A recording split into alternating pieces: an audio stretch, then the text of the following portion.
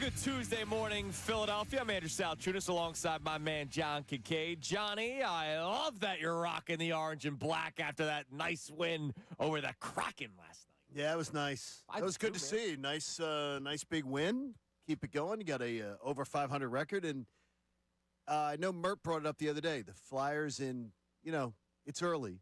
But if you're in playoff position at Thanksgiving in the NHL, you tend to be in playoff position at the end of the season. Oh, is that right? Yeah. So we're going playoffs 6 games in? No, what I'm saying to you is that we got another month to get there. So could you be in playoff position at American Thanksgiving? That tends to mean you're going to be in the playoffs. So we got another month to go, see how they can continue to play well. 5-2 win for the Flyers. There you go. Just the Tippett with 2 goals last night. Noah Cates, Travis Konechny, Tyson Forrester. Nice day for the Flyers. It was nice. And Vladar again back there. Now, yeah, so I guess they'll give us an Urson game, and we'll probably see that. All right, so Eagles, as you can imagine, after their win over the Minnesota Vikings, good to have Connor Thomas back. Sean Rodman did a tremendous job yesterday. Good to have Haley Taylor-Simon back as well. So the Eagles win on Sunday, and we talked about it all day yesterday. It was the Jalen Hurts show, John. Jalen Hurts put the team on his back. Jalen Hurts won that football game. I will give very little credit to Kevin Patullo, even though he was the one that ultimately called the play for the play-action touchdown pass to Devontae Smith. By all reports, like the players told you, that was Devontae Smith's plan from the very beginning. He was the one that shouted it during halftime. We can do this play. So it was Jalen Hurts. It was the players. I give them the credit before I give Kevin Patullo any credit. Is that fair? How about Patullo gets every bit? I went back and watched the slow-mo game, the 15-minute game yesterday. Okay. Patullo gets credit for the opening drive. Sure. Up until the touchdown. He doesn't get credit for that. Yeah, because A.J. Brown, that was the 4th and 5. The play that was drawn up on 4th and 5 was Patullo's play wasn't going to work. Yeah, they weren't going to get a first down on it, probably. And they maneuvered out of that, and A.J. and Jalen did their own thing. So up until that, though, it was a good drive. Other than that, well, that was improvisational. Yeah. It was night at the Improv. So I have a question today for the audience, and I'm really interested. This is one of these days where I'm driving in, I'm like, I wonder what the reaction will be from people. Are you talking that with yourself, in your head? Whoa. Out yes. loud? Yes. There you go. Yeah, just hanging out in Carlos the Civic. Do you appreciate Jalen Hurts enough? Is my question for everybody today. But we'll start here. Whether or not you appreciate Jalen Hurts enough. And I'm going to tell you right away, I will be honest with everybody. I don't. I know I don't appreciate a guy that's won a Super Bowl just 8 months ago, has been to 2 in 4 years as a starter, now entering year 5 as the starter of the Philadelphia Eagles. I know that I don't appreciate him enough. And part of the reason is, when I watch quarterback play around the NFL, I love, like, the rocket arm, right? Like, I love the guy that can cut it through the wind. I love the guy that can throw it downfield with ease on a line. And sometimes that's just how sports is, where we have specific wants or needs. Like, I like the 100-mile-an-hour flame-throwing pitcher in Major League Baseball a little bit more than the crafty lefty, even though I was a big Jamie Moyer fan. So you like Joe Burrow, the look of a Joe Burrow type. Yes, that's the kind of quarterback that I appreciate. Lamar and what he can do. Patrick Mahomes, Josh Allen, which is why those guys are usually in the top 4 conversation, and Jalen Hurts is on the outside looking in. Justin Herbert? No, I'm not a big Herbert guy. You know that. Okay, yeah, you've never been. You've never been somebody really stumping for Herbert. No. We never have. Neither one of us have. Okay. But ultimately. But that form of, when you picture a quarterback in your head, that's the guy you're talking about. Yeah, like, do you remember the old graphics that used to be posted of the head of this player, the arm of this player, the legs of this player? Jalen Hurts might not be any of them, right? Like, he might not be. Maybe head, because he clearly has a good head on his shoulders. How about he's a good leader. How about his caboose, or his trunk? Because it might be one of the most valuable things in the entire NFL right now. Yeah, the ability to run the tush-push on a given basis. I mean, but having that center of gravity. That's America's ass right there. Yeah, it is. Damn right. How about that center of gravity right now? It's one of the most valuable things in the NFL. Right. But it's amazing. Like, all he does is win. But no matter what. But it doesn't look the way a lot of people want it to look sometimes. And I'm asking this question for Eagles fans. You know, on the outside, there's people that are always trying to tear him down. But a lot of times, I also feel like we are trying to lift him up, right? Because of the way people do talk about Jalen Hurts. But, like, I also understand where people come from sometime when they look at Jalen Hurts, the quarterback, and they go, yeah, well, he doesn't do this all that well. He doesn't do that all that well, but he wins. Well, just last week, I was saying flat out, he was 22% on third down passing in 3 consecutive weeks. That had to get a hell of a lot better. Yeah, that wasn't good. And then he went out, and he had a great, great week. And there were people yesterday, some of the people on Instagram commenting on, going, oh, yeah, now you're going to praise him. Yeah. Yeah, because that's how it works. Did his job when you're a 22% or less passer for 3 consecutive weeks and your team loses 2 of those games, no, you're not going to get praised. But when you go out and you play like that on Sunday afternoon, you play your backside off, you're going to get praised. That's how it works. Play well, get praised. Play poorly, below the standard that you are always the one preaching about. That's when you get praised. So you look, Jalen's the one. He sets the standard. Sure. Jalen's the one who says, hold us to a standard. He's the one who wasn't pleased. Do you believe you appreciate Jalen Hurts enough? Yes, I do, because I think that I appreciate him for the standard that he sets. When Jalen Hurts gives us what he holds as the standard, I think I am one of his biggest advocates, and I also am, I think, one of his biggest defenders. That I feel very confident that Jalen Hurts can get the job done for this franchise. But what I would say is that also comes with the dose of realism that I'm gonna look at him for. I don't expect him to be the guys in the picture in your head. Right. I never go in with that expectation, and so it makes it easier to be a Jalen Hurts defender and to be a Jalen Hurts fan. But it's amazing. Those guys in my head that you just talked about, he's beating all of them. Oh, no, he beats them all. Like, it's unbelievable, He beats them all. So, Connor, I'll ask you. You were there in Minnesota. You watched him put the team on his back, right? Like, he won them the game on Sunday against the Minnesota Vikings. Jalen Hurts, number one before anybody else. It was the Jalen Hurts show. Do you find yourself appreciating Jalen Hurts enough? I'm naturally an appreciator. I think sometimes to a fault. So I would say yes for that. He just wins, and I'm a win, no style points guy. Like, I will celebrate ugly wins, bad wins, any W. So yeah, man. How long have we spent, right? And this might sound funny coming from you and I, Andrew, at age 31. The spoiled brats? But how long has this franchise spent waiting for a guy that wins in the biggest moments? Not the, all due respect to 5, Donovan McNabb numbers, and he was great. Not like Ron Jaworski's arm, not Randall Cunningham with the dual threat. Like a guy that just wins and takes this franchise to heights that we have not really been to consistently or at all prior to 17-18. Yes, this is our guy. This is the best quarterback in franchise history. Hell yeah, I appreciate him. So here's Nick Sirianni yesterday during his media availability talking about Jalen Hurts. Hyper-competitive guy. You know, you love that and wants to win. A lot of people want to win, but are they willing to do the things that winning requires? And I think that's what you get with Jalen. He wants to win in the worst way, and he's willing to do anything and everything that winning requires. Always that path to the locker room is always an emotional time, too. I don't think he can put too much stock into what we say into that. Probably have to get you guys out of that area so we can just walk freely into there and say what's on our mind at that particular case, because it's such an emotional game. The easiest way to sum that up, wants to win in the worst way and will do everything that winning requires, which is a lot throughout the week. By the way, when he made that comment, Nick Sirianni, I know for a fact the Eagles would love to, and they already have taken some limited steps to get the media out of that so area. That they can express their emotions walking off the field. Because they're not happy with all the little videos that are showing up of players coming off the field and not having the ability to. Well, I don't think anyone should have a problem with what Jalen Hurts said. No, but they're not happy with it. No, I'm not talking about yesterday, like what happened on Sunday. I think previous games and everything like that, when Nick Sirianni's walking off the field going, I can't hear you now, Chiefs fans. No, but that's not it. It's more of even this year and everything. They're not thrilled with all those little videos coming off. So do you find yourself appreciating Jalen Hurts enough? I'll be honest, I don't.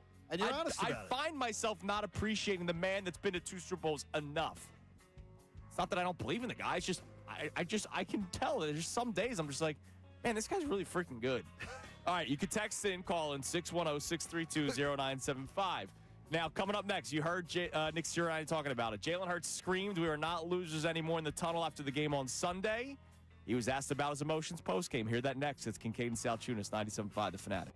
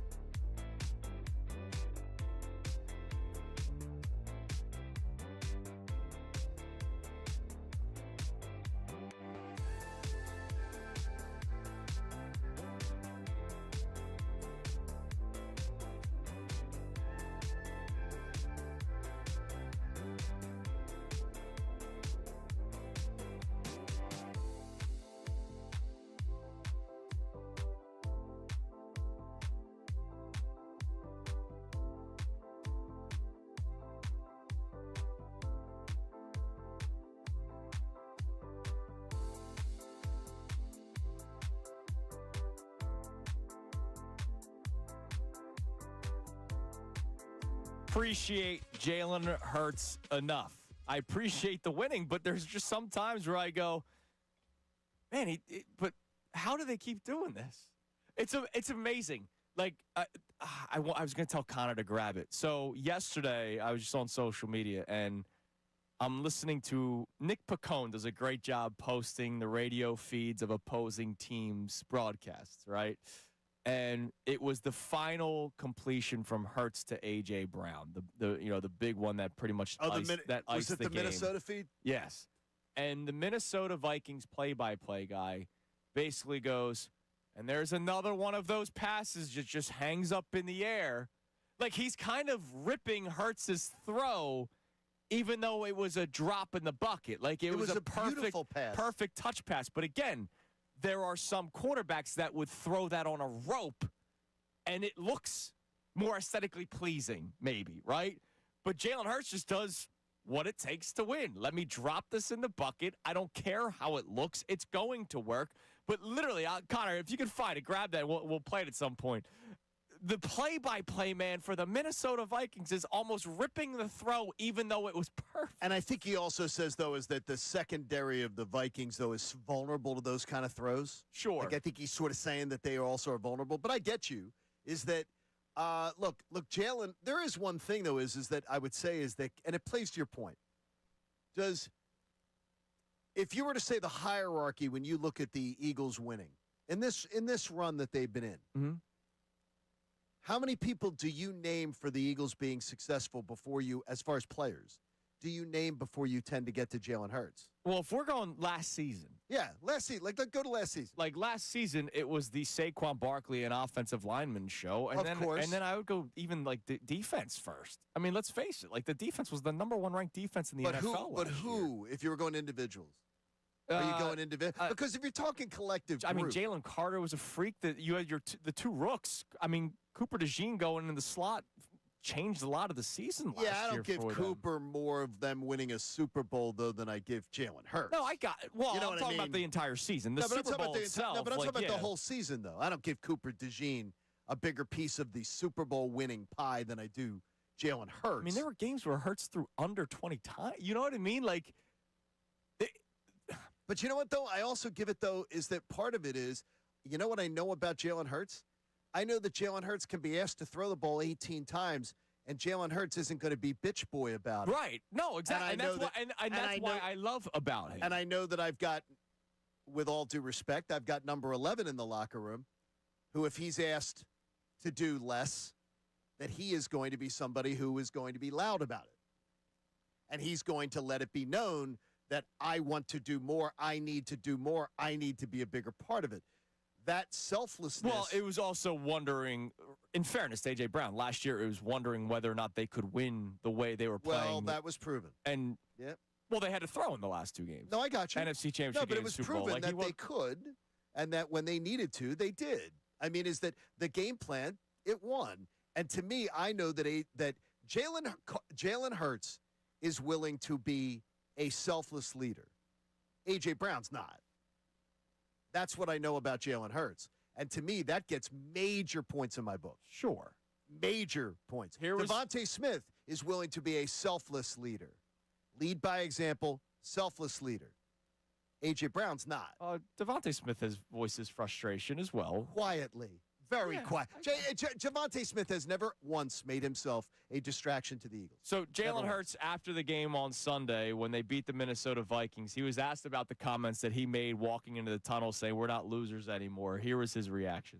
We're not losers anymore because that's, coming off the field because that's all I could think about. That's all I could think about throughout these last 2 weeks. You know, having opportunities to finish the game, to finish the fourth quarter. I really think this is the first time we've finished the fourth quarter and it finished in the second half. And so those things come up and it's important in this game. And so I think definitely there was some fire there, but within that fire, you have to be the calm, you know, focus on executing your job. And that's all I was reiterating to the guys out there.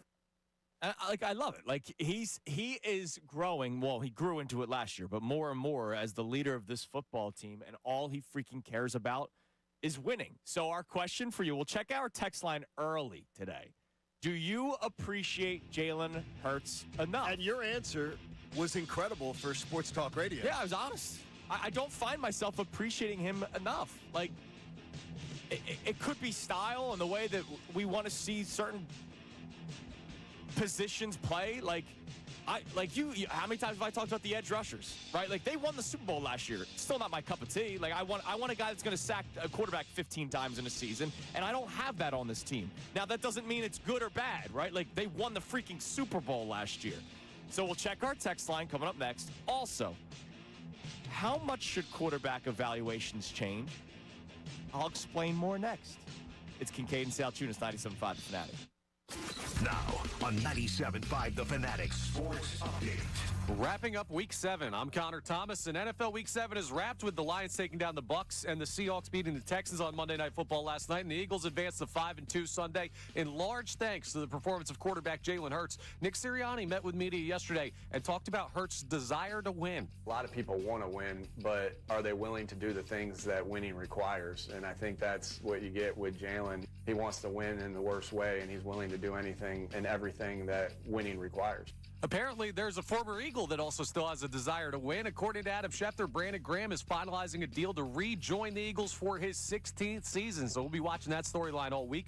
Flyers took down the Kraken 5-2 last night. Owen Tippett 2 goals in the game. Sixers open their season against the Celtics tomorrow night up in Boston as they look to bounce back from last year's brutal campaign. And the World Series is set as the Blue Jays beat the Mariners in ALCS Game 7 last night. Jays-Dodgers starts Friday. We'll talk to Jeff McClain of the Inquirer at 8:25. Amy Fadul for the entire 9 o'clock hour, and you can hear from Eagles coordinators at 11:30 today. This update is brought to you by the New Jersey Department of Transportation. So much about safety on the roads comes down to respecting each other, from motorcyclists and cyclists to pedestrians and roadway workers. Learn more at jerseydriversrespect.com. I'm Connor Thomas on your home for the Sixers, Flyers, and Union. 97.5 The Fanatic and 97.5thefanatic.com.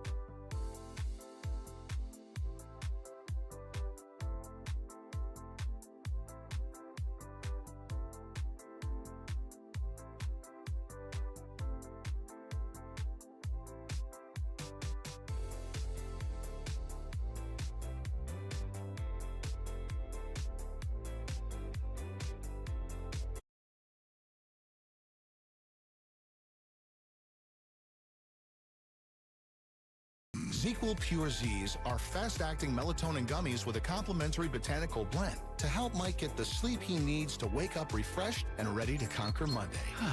Let's do this Monday. ZzzQuil Pure Z's, just for sleep. Really great sleep. These statements have not been evaluated by the Food and Drug Administration. These products are not intended to diagnose, treat, cure, or prevent any disease. Use as directed. Let's go! You're still glowing, flirting, grooving. You still got it. But your immune system weakens as you age, making it harder to fight flu, pneumococcal pneumonia, RSV, and COVID-19. Vaccines are a key part of any health routine and help strengthen your immune response. Ask your doctor or pharmacist which vaccines you need. Schedule in minutes at vaxassist.com. Sponsored by Pfizer. Finding great candidates to hire can be like, well, trying to find a needle in a haystack, but not with ZipRecruiter. Its powerful technology actively finds and invites qualified candidates to apply to your job. So while other companies might deliver a lot of hay, ZipRecruiter finds you the needle in the haystack. See why 4 out of 5 employers who post a job on ZipRecruiter get a quality candidate within the first day. Try ZipRecruiter for free at ZipRecruiter.com/free.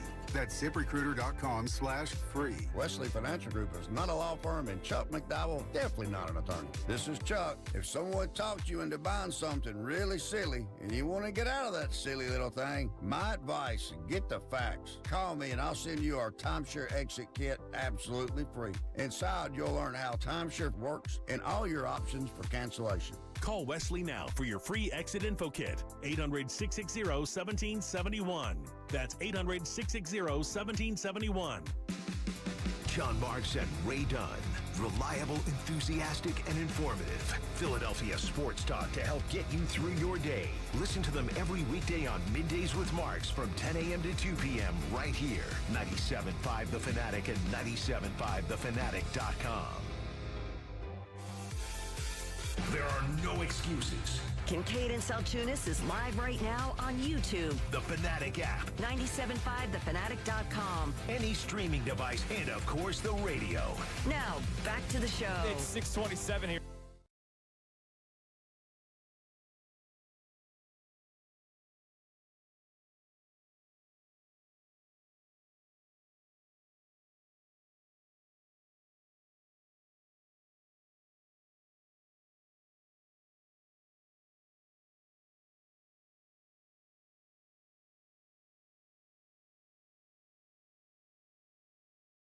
JoJo's looking good. Just hope. No, he's looking better than good. Hope that it continues. That's Sexy what it as always comes down to. All right, what do we got on the text line, Connor? Our question: do you believe that you appreciate Jalen Hurts enough? You could text and you could call in 610-632-0975. And then I got to bring up something about like quarterback evaluations and how much it may change or should change, even though it probably won't. We'll get into that in a few minutes. What do we got? Jeff from D.C. checks in. He says, I What's have up, 5. Jeff? Count them 5. He's a big jerseys guy. Oh, he 5 is. Jalen Hurts jerseys. Wow. I value winning over everything else. I absolutely appreciate him. Jeff does, and Jeff is, I can tell as someone who follows Jeff on socials, Jeff is completely consistent. Jeff is not jump on, jump off, jump on, jump off. Jeff is completely consistent with his support of Hurts. Well, and he's also not, Jeff is not fanboy. Right. Jeff can say when things are crappy, Jeff can say things were crappy. Jeff's a very, I respect the hell out of Jeff. Sure. I want to make it clear. When I say appreciate, I'm not saying that I don't believe in Jalen Hurts. No, you do. No, I want to make that clear. It's just, again, I'll forget quarterback for a second. I made the example last segment. I want an edge rusher that gets 15 sacks. I don't want a guy that's just like, he's there. Like, that's why I wanted Hassan Reddick so badly a few years ago. I wanted him to come back because I'm a guy that appreciates pass rush. Even though the Eagles, it might not be a Vic Fangio thing, right? Vic Fangio's interior pressure, guys on the edge cleaning up the rest of the messes, right? But everybody has their own style of play that they like more. Like, I want wing players in the NBA. And the Sixers just haven't had one in my entire life, almost. Like, everybody has. We got a few now, maybe. Hopefully. Maybe we do. Everybody has a style of player that they like the most, right? There's people that like the guy that hits for 60 home runs. There's people that like the guy that hits for average, right? Like, everybody has their own appreciation for different players. I just wonder, do we appreciate Jalen Hurts enough because he's not that the prototype quarterback that people talk about all the time? It's funny where you say Reddick. I did not want Reddick back. Because I did not want a guy who's a freelancer. I did not want a guy who is out for his own numbers, who is not. I want the guy who's out for the team. And so, yes, the numbers are there, but with the Eagles, the way the Eagles play and the way the Eagles work, it's got to be team. And Jalen Hurts epitomizes it, and guys like Devontae Smith epitomize it. Saquon Barkley epitomizes it, and I think that that's one of the things why you got to respect Jalen a ton. But still, though, Jalen has not had a consistent year this year. Yeah. Hopefully he can have a great, great Sunday following up what was a great, great Sunday. Absolutely, where he put the team on his back. It was amazing. What else we got on the text line? OJ from Delaware checks in, says, I believe in Jalen Hurts. Andrew, the standard that you have, Burrow, Allen, Jackson, are of quarterbacks who have never won a Super Bowl or earned as many wins as Jalen does. Jalen's the new standard, and it might not be a specific body part unless you count his heart. Let's not say that I didn't include Mahomes in that put conversation. Mahomes. I that put might have Mahomes. been an omission. We all of a sudden forgot one of the names in that text there, but I get what he's saying. Like, and I'm not saying I like Lamar more than Jalen or Josh Allen more than Jalen or Joe Burrow more than Jalen. It's just when we talk about the style of quarterback play, like a guy that has a cannon, I watch and I can't, like, when you see coming up Fox Game of the Week and it's like, oh my God, look at those two quarterbacks. Josh Allen and Lamar Jackson. I am on the couch and the clicker is on the table. Right, like you're locked in. It's on the table. Like I don't need to be jumping channels. Yeah, more so than like Jared Goff versus Bo Nix, right? Like, and Jared Goff wins football games. He won again last night. Another good win for the Detroit Lions. But it's just the way you watch sports. There are certain quarterbacks that my eyes go to more than others, which is why we're asking the question, do you find yourself appreciating Jalen Hurts enough? 610-632-0975. There is one thing, though, and if we're going to have honest conversation, you've been really honest this morning. I think the way you started this was great, where you're just saying, like, look, you don't think you do. You don't think you appreciate him enough at times. You think you underestimate that. Are we going to have an honest conversation that does anybody truly believe that Josh Allen wouldn't have a Super Bowl if he had played on the Eagles? I know, I got what you're saying. Like, does anybody truly believe that Joe Burrow wouldn't have a Super Bowl if he had played on the Eagles? Yeah, the offense is. If he had this offensive line, it looks different. If he had these talent, if he had these receivers, if he had this offensive line, I think a lot of those quarterbacks would have had a Super Bowl if they had played on this team with these weapons. But Jalen's the guy. We could play the what-if game all season long. Right. It's Jalen Hurts is the guy who's done it, and Jalen Hurts is the guy who also, to me, always puts his needs – I believe puts his needs and puts his ego behind what is the I mean, last year was a prime example when he just kept on saying, I don't care what my numbers are. I just want to win football games. And that's the attribute to me that is the most admirable about Jalen Hurts and his performance. He's kind of like a quiet Baker Mayfield. He's not going to talk trash to you, but it seems like Jalen, when you start saying he can't do this, the second that the voices get really loud of he's having a bad year, they need to throw the ball, that's when he comes out and has his big performance. Steelers last year, Vikings this year, Super Bowl and NFC Championship game. Like, he shows up when people believe he will. That's a great Baker Mayfield's a great, to me, comparison in sort of just the makeup, the attitude, the way that Baker is Baker's very much a lot alike as far as what he wants to do and how he goes about his business, like Jalen. By the way, people point out he's undersized, all that kind of stuff, right? Like they're underestimate Baker Mayfield all you want. He keeps proving people wrong. So we got the audio. KFAN in Minnesota is the radio station that airs the Minnesota Vikings games. And I heard this yesterday, and this kind of goes back to what I'm saying. People have a prototype quarterback in mind. Take a listen to how his name's Paul Allen. He's the play-by-play guy for the Minnesota Vikings. Take a listen to how he paints the picture of this play. Here it is, 3rd and 9 from the Eagles' 44. Hurts is out of the shotgun. Takes the snap.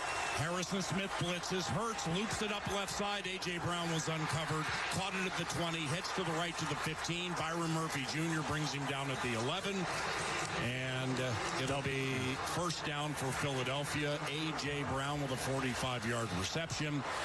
Man, it feels like we've seen that type of looping completion deep down the field like 5 times today. That looping completion. Right? Like, it's not, he doesn't say, man, what a great throw by Jalen Hurts. No. It's under pressure, that looping completion. And that's just kind of what I'm getting at is people look at quarterback play totally different than just wins and losses, which is why I wonder, should evaluations for quarterbacks completely change? Look at Daniel Jones and what he's doing in Indianapolis. That's a guy that sucked, right? hey, hand raised. I thought he wasn't good. Same. That's a guy that sucked. He goes to a different situation, and now all of a sudden it's, wow, look at Daniel Jones. Sam Darnold, another guy that sucked, a bust. He leaves the New York Jets, and look at what happens for him. There are quarterbacks that leave bad situations, or maybe they just get better talent around them, or they get better coaching. Better coaching. How much should it fall on the coaching instead of the players? I think it's coaching. I think it's a coaching league. Mac Jones sucked in New England. And then he goes to San Francisco, and he gets with the mad scientist, and all of a sudden now Mac Jones is going to get paid. Mac Jones is going to get paid as a huge money. Somebody's going to give him the money, or San Francisco doesn't let him walk, and they trade Brock Purdy. Should never. If someone would Brock take Purdy that money. to begin Well, with. we talked about that, and Mac Jones is going to get paid. Like you said it yesterday, John. You think Tua could get fixed by another coach? Oh, absolutely. Look, Tua was a better quarterback than Brock Purdy was in college. Tua was a better quarterback than Daniel Jones was in college. These guys don't get they're not terrible. How much time do we waste on quarterback evaluations when it's probably just coaching? Now, look, there's guys like Mahomes that are in a class of their own, right? But he wasn't in college. True. He was not in college. And he did have Andy Reid. He has Andy Reid. At Texas Tech, he was not. Get some water. Should quarterback evaluations go out the window, and should it just be the situations that they're in? People take that away from Jalen Hurts. They do. Look, he only wins because of all this. Should it be the situation and the coaching more than the quarterback itself? You can text in, call in 610-632-0975. Now, speaking of the situation, a heavy question about the Eagles' Super Bowl chances and how likely they are if a problem continues. It's Kincade and Salciunas, 97.5 The Fanatic. Philadelphia is a sports city full.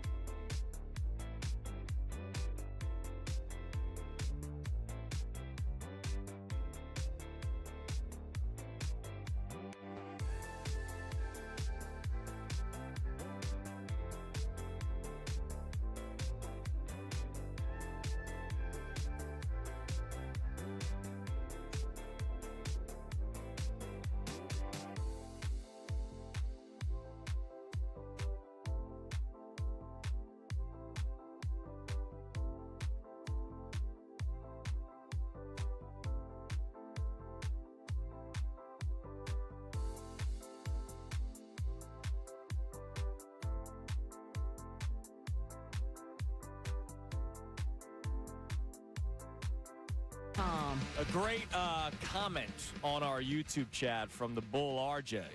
Jalen is so polarizing. There are people that are excited to watch him play, but there are also people that are excited to criticize every play of his. And it's true. Like, you mean like now does RJ? Yes. RJ, I wonder if RJ would clarify for us. Is he talking about Eagles fans that are looking to criticize every play? No, by the probably way, nationwide, but there are people. No, but by the way, I know Eagles fans who love to criticize their own team. Like I've been related to some of them. Like they almost live for it. They sit to watch a game, and first incompletion, first bad series. It's like hands up in the air, hate this, hate that, can't stand it. That they love that. They live for it. Yeah. So maybe RJ's related to some of those people. What else we got on the text line? I know people are chiming in. Our question: do you find yourself appreciating Jalen Hurts enough? You can text and you can call in 610-632-0975. And we've just kind of made different examples, like edge rusher. Are you the guy that likes the person that just sets the edge really well, or do you want the guy that has 15 sacks, right? Do you want the right-handed starting pitcher that's like the Aaron Nola that's crafty, or do you want the guy that's pumping 102 miles per hour and you're like, wow, like Paul Skeens, right? Like it's amazing how people appreciate athletes differently. Do you appreciate Jalen Hurts enough for what he does with the Philadelphia Eagles, which is ultimately winning, even though it might not look pretty all the time? What do we got? We got DJ Milk from Richmond, Virginia checking in.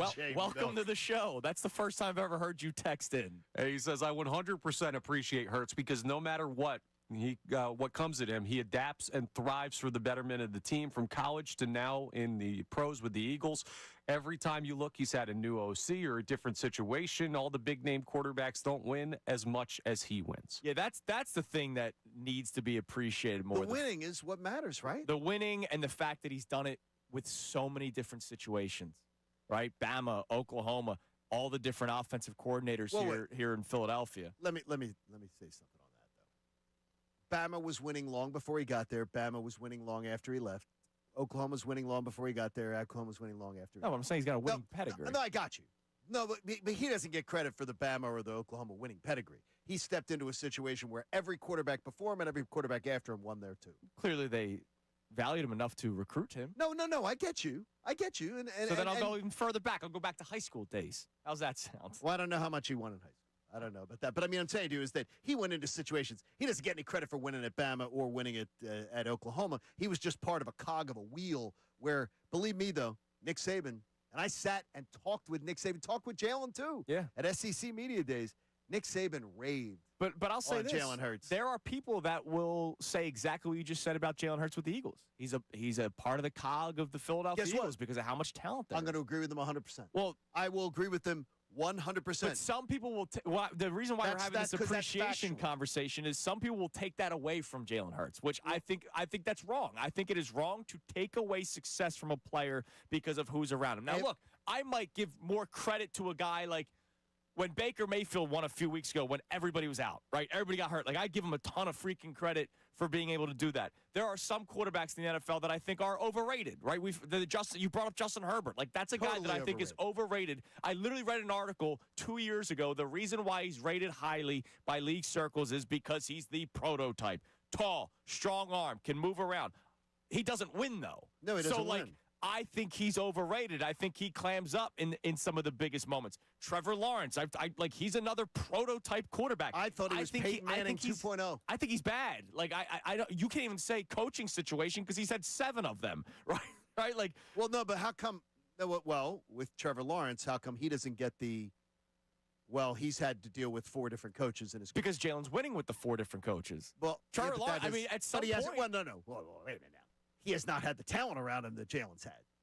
He doesn't have the talent around him at any level. Yeah, but when wide he was being considered Peyton Manning coming out of college. Yeah, but he doesn't have the talent around him at the NFL level. Coming out, yeah, but he doesn't have the offensive linemen, the wide receivers. The coaching has not been the same. He's had a bunch of buffoons around him. So, I mean, do you think Trevor Lawrence's career would be the same if he was here? I do not. Do I think Trevor Lawrence would beat Jalen Hurts? I also do not, though. I also do not. I think that Jalen brings a calmness to things, I think Jalen brings a cool to the table that I think works really well with him. But I also refuse to be that Jalen isn't. Jalen is a product of this system. And I'm not going to hold it against. It's not holding it against him, it shouldn't but it's be. but it's the truth. People will do that. He's a product of the system here. Yes. And you know what? Any quarterback that we had would be a product of the system. And Joe Montana was a product of his system also. He was also. He went to Kansas City and he didn't win a damn thing. When Joe Montana went to Kansas City, didn't win a damn thing. I got you. So, I mean, it was he was a product of his system. It works that way. We'll keep on checking more text messages on that. But do you have a question about the Eagles and the Super Bowl chances?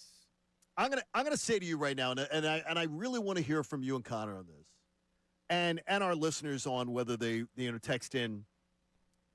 If I was to say to you right now that the offensive line does not fix itself and does not get back to being I'm going to try to get it to a level. The offensive line does not get back to being a force. It doesn't have to get back to being the best in the NFL. I'm going to tell you the offensive line does not get back to being a top 10 offensive line. So just let's go for this argument, top 10. Okay. They don't get back to playing at a top 10 offensive line right now. Right now, they're not. Right now, they're, how about a bottom 10? They don't get back to a top 10 offensive line. So you're saying like they can get to middle of the pack? No, they got to get a little better. They got to get a little better than that. Okay. So middle of the pack, it's got to get better than middle of the pack. I'm telling you right now, I do not believe they can win 3 playoff games in a Super Bowl. I do not believe this offensive line. Now, part of it is health, and I think part of it's the way that they're playing. And to me, we've had the benefit of seeing this offensive line be the reason that they win. Sure. A big part of it. I'm wondering, is a championship run viable if this offensive line does not play like twice as good, if not even more than that they've played so far? Because right now, could I see this team with this offensive line, just the offensive line, playing the way they're playing? Could I see them winning 3 playoff games? Nope. Could I see them winning 3 playoff games in a Super Bowl? Nope. And I'm just being honest. And I think the offensive line is, and has always been for this team in their Super Bowl run where they've won 2 and they've lost 1. Yeah, they've been a dominant force. They've been the straw that stirs the drink. Now, you can scheme around some of the issues with the offensive line. The worry is, do you have the coaching staff that will figure out that recipe? Well, yeah. We've seen quarterbacks with not so great offensive lines get to and win. I think Jeff Stoutland could. Do I think the offensive staff around Jeff Stoutland can? Look, the offensive line is not playing well enough. And they're beat up and everything like that. But right now, I'm anxious to hear what you guys have to say. Well, we'll get into that coming up next. MBD, in response to your question, they can't run the ball or stop the run. It's just irresponsible to even consider the Super Bowl today. Wow. I think a lot of people, MBD is speaking for a lot of people. All right, so we'll get into that coming up next. You can climb in as well, 610-632-0975. Also, did Devontae Smith save the season? One Eagles reporter may have suggested that. It's Kincade Salciunas, 97.5 The Fanatic. Now on 97.5 The Fanatic Sports Update. Week 7 in the books. I'm Connor Thomas, and the NFL has wrapped up Week 7 with the Lions taking down the Bucs and the Seahawks beating the Texans on Monday Night Football. The Eagles advanced to 5-2 on Sunday, in large thanks to the performance of quarterback Jalen Hurts. And Nick Sirianni met with media yesterday, and he talked about Hurts' desire to win. A lot of people want to win, but are they willing to do the things that winning requires? And I think that's what you get with Jalen. He wants to win in the worst way, and he's willing to do anything and everything that winning requires.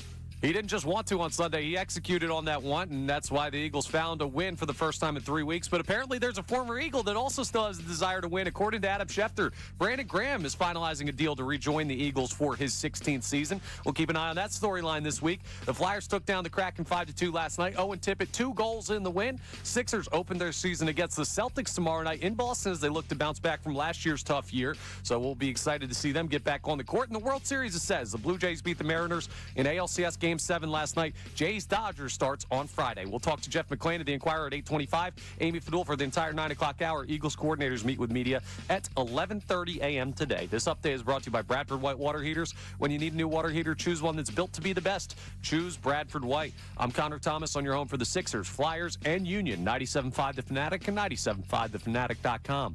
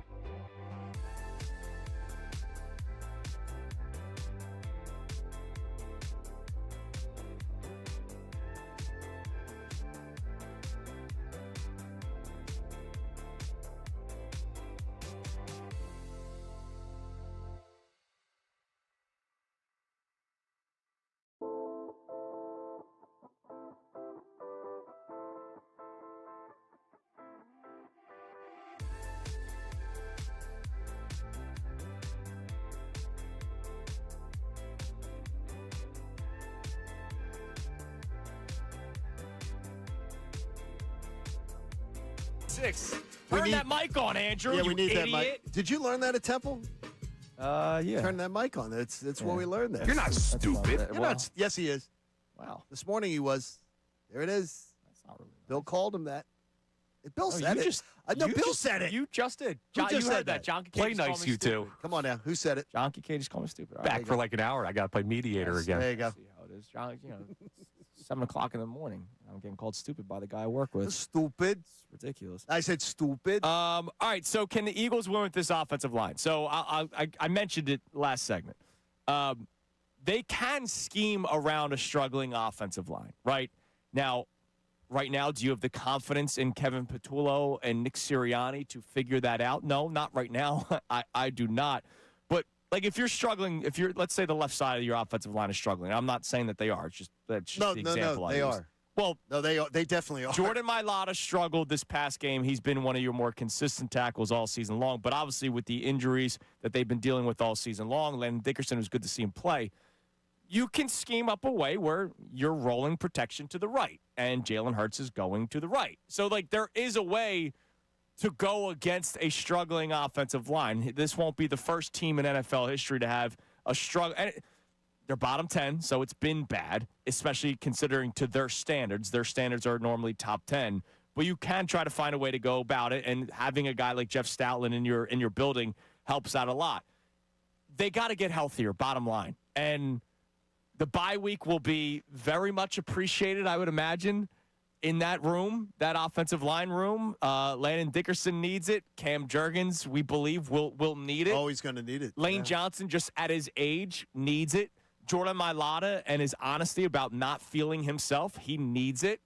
So the bye week might help. I don't know how much it's going to help. It could help for a week or two, and then their bodies could feel a certain way again 3 weeks afterward. But I do believe you can scheme around it. I don't think they have to be a top 5, top 10 offensive line in order to get So you don't think they back need to to a be Super top Bowl. 10 to get to a Super No, Bowl? I think it comes back to coaching. Now, that's a different question. Connor, where do you go? If I said top 10 is the guideline. I don't think they have to be. I think it makes it much more difficult. But something that gets lost in the Jalen Hurts performance, I'm not sure how much you guys talked about it yesterday. This defense is pretty damn good, and they're not as healthy as they're going to be. I don't think we've seen the best version of this Eagles defense. So can they win grinded out tough games where maybe the offense doesn't have things rolling? We've seen that already this year. So the calling card of the team should be the offensive line, as always, and I think they will get there. But if they don't, I think this team can still win in the postseason at a high level. Let me ask you both, though. Mm-hmm. They let the Vikings in the red zone 5 times. Yeah. Okay, now they held them to 4 field goals. It was Carson Wentz, right? Sure. Okay, any of the quarterbacks that they've played this year, what do you think they do with that kind of defensive? They picked off Baker Mayfield. No, but I mean, if they get picked off Mahomes in the red zone. No, if they get there 5 times, thanks to Travis Kelce. I don't think I don't think the defensive effort was that.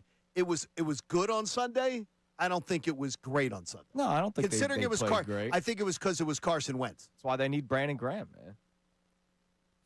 You're listening to 97.5 The Fanatic, WPEN, HD1 Burlington, Philadelphia, Beasley Media Group Station, broadcasting live from the Comcast Business Studio, powering possibilities. I will say this, though, something that is, if you want to talk about something that's being missed, the pass protection's actually been pretty good.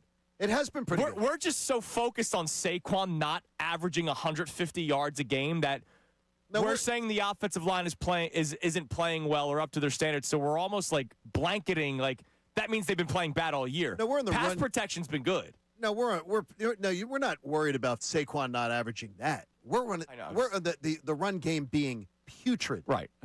There's a difference. The run game is awful. Yeah. God awful. Now, we've seen teams win. Just look at some versions of the Kansas City Chiefs who have won without a good run game at points. It's just not what we're used to. We're uncomfortable because it's unknown for the Eagles to not be able to create their own. It's not that it's unknown. It's that we saw them win a Super Bowl last year because of running the football. The thing is, though, Connor, again, the wording. And you know, you've worked with me long enough, and Andrew knows it too. I get hung up on wording. You can win a pass break. You can win a Super Bowl without a good running game. But the Eagles' running game is putrid. There's a difference. Can you win a Super Bowl? Can you win 3 playoff games? Last year, you had to win 3 playoff games and a Super Bowl. Can you win that with a putrid running game? The Eagles have a awful, god-awful running game. I think it goes back to our question of the day, folks. Do we appreciate Jalen Hurts enough? I don't think you can. I do not believe you can. Listen, when he gets put in big games, he's the guy. NFC Championship game, Super Bowl in 22, Super Bowl this past year. In every one of those games, they had a competent running game. They didn't have great running game in the Super Bowl. But they had a competent. Saquon, how many yards? Yeah, but 40? But what did the Kansas City Chiefs sell out to do? Stop the run. Exactly. Nobody is going to be selling out to stop this running game. I think that's what defenses are doing. They didn't sell out to stop the run on Sunday. They did not sell out to stop the run. There are a lot of heavy boxes. Their defense focus is to stop the run this year, and that's why I keep on saying maybe next week we actually see a better ground game because maybe the Giants go, maybe all right, Jalen won with his arm, and like in impressive fashion, he won with his arm. We can't do what other teams have been doing. We'll see. We'll see if the script changes a little bit. It's weird. You talked and you started the show today with about the respect and how much do we show the respect to Jalen and do we show them enough? I wonder if we're going to see Sunday how much the Giants do. Yeah. Do the Giants respect Jalen Hurts enough, or do they go, that was a one-off, and we're going to keep on just trying to stop Saquon? 610-632-0975. Give us a text message, and then I want to read just a quick little blurb from an article about how Devontae Smith may have saved the season. All right, so Joe the Cynic checks in, says this Hurts discussion is exactly why it would be so hypocritical to say they'd sacrifice some interceptions if he would throw guys open more. He controls the ball, he wins games, and somehow to some people that's a bad thing. It's not that it's a bad thing. It's whether or not that's the brand of football you want to watch. Well, to some people it is a bad thing. You're right. To Not some people. us here, but nationally. I love the fact that not turning the ball over to me, but I really like a conservative brand of football I like. As long as it's not detrimental to your team. Well, it's funny, as Cuz used to say to me all the time, and if we would text ever during a game, Cuz would say to me, dude, you're like Tom Landry. Yes. You're like stuck in the 60s with your gameplay. Because I'm very much I like a more conservative gameplay. Yeah. And Cuz was more open it up. I heard Alex Smith this morning. It wasn't great, so I didn't have Connor pull it. But like Alex Smith was on Get Up yesterday. Not a lot of great stuff. And Alex Smith was saying how the Eagles need to keep their foot on the gas pedal. This is how they're going to have to win football games. Remember him saying that last year? Yes. And before the Super Bowl, he was saying it too. He was saying that they would not get to the Super Bowl. Yes. And they did. But to Connor's point, there are people nationally that want to see a specific brand of football, and they almost ignore what wins. So do you find yourself appreciating Jalen Hurts enough? 610-632-0975. All right, Reuben Frank wrote an article on NBC Sports Philadelphia. Now, the title, we know the editors normally write the titles. So I don't know if Reuben Frank wrote the title, just to be fair. His content is brilliant. It is. How a play suggested by Devontae Smith saved a game and may have saved a season. And it was about the play-action touchdown pass to Devontae Smith because, let's face it, the offense at that point was sputtering. They were not getting anything going. The Eagles were up 14-9. They were on the 21-yard line, and then it's the play-action touchdown pass to Devontae Smith, by the way, who was the one that said, I want to run this play. Here's the beginning of the article. Devontae Smith is one of the quietest players on the Eagles roster, but when there's a play he wants to run, he won't shut up. And at halftime Sunday, Smith told anybody who would listen that the way the Vikings were playing defense, a specific deep ball call was going to work. Saquon Barkley, quote, he called it in the locker room. He saw something, and we had it in. So we had an answer for it, and we called it at the right time. Jalen Hurts, quote, yeah, he had a lot of confidence in that look. He was chirping about it and ended up getting it called. I'd say a great feel by him, great execution from the guys up front, and then great play call by KP, even though. Who called it? It was Devontae. Exactly. But he's basically attributing that play to being the reason why they won the football game, and maybe, just maybe, does Kevin Patullo realize, so we do have that ability to go downfield. We do have play action. We do have the ability to throw when we're under center.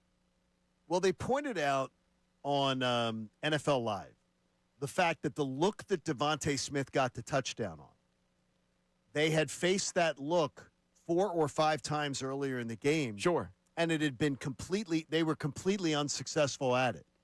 And so Devontae knew that there was an opportunity for him to get sort of behind it. He just had to do like the sort of the double move and get behind it. Yeah.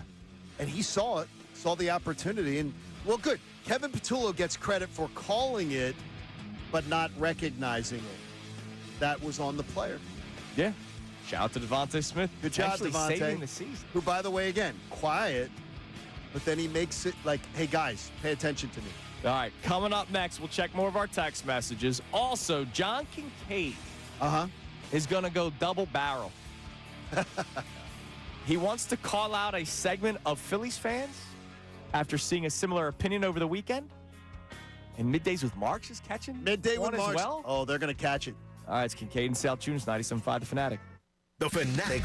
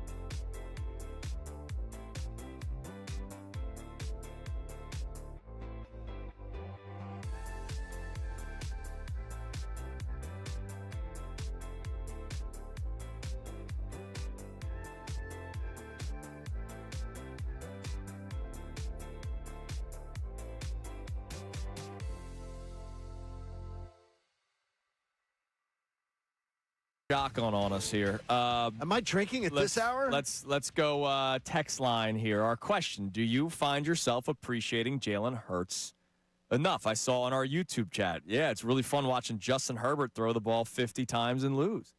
And look, I get it. Like, I prefer winning. Winning is a lot of fun. It's just I wonder sometimes, do we appreciate how it's done in this city? Like, there is a reason why our eyes go towards certain quarterbacks. There's a reason why our eyes go toward certain players. There's people would rather see guard play in the NBA than a big man, right? Like, there are styles of play that people like more than others. Yes. And Jalen Hurts, when you talk about prototype quarterback, is not one of them. However, he just freaking wins. Yes. So I'm wondering, do we appreciate it enough? Do we appreciate him enough? What do we got on the text line? Mo from Horsham checks in, says, I always appreciated Hurts. He is selfless, and that's the Philly culture. He will do anything to help the team. It's not like he doesn't have the ability to throw the deep ball, and he'll also put his body on the line just to get the team over the top. Go Birds. That's what made this. Is that Mo? Mo. I love Mo. That was good. That's good what job, made Mo. this past week so impressive. The fact that he needed to throw the football, right? Like, and he needed to operate the offense largely on his own, because I don't think Kevin Patullo was deserving of a lot of credit for this past game. No. So that win impressed me so much from Jalen Hurts. Could you set up again, though, because some people weren't listening at the beginning of the show. Set up again, though, when you set up this topic, you made an admission. Yeah. When you set up the topic, because you just didn't right there. So I set it up again. find myself not appreciating him enough at times. Like, obviously, I appreciate the fact that they win. I appreciate his leadership. I've said this to you guys numerous times. I don't hide it. He's not a guy that I probably want to have a beer with. Right. Like I don't want to. Like, I wouldn't pick. You know what if I I'm mean? saying I want to play a round of golf with any Eagles. No. Pick three. No. Pick 3 Eagles to golf with. No, you're not picking Jalen. Jalen's not one of them, because No. I think I would be extremely bored. Like Jalen's not going to. It's not going to be entertaining. It's not going to be. I roll my eyes half the times he talks. I do. Like he's so guarded. Right. He's so scripted.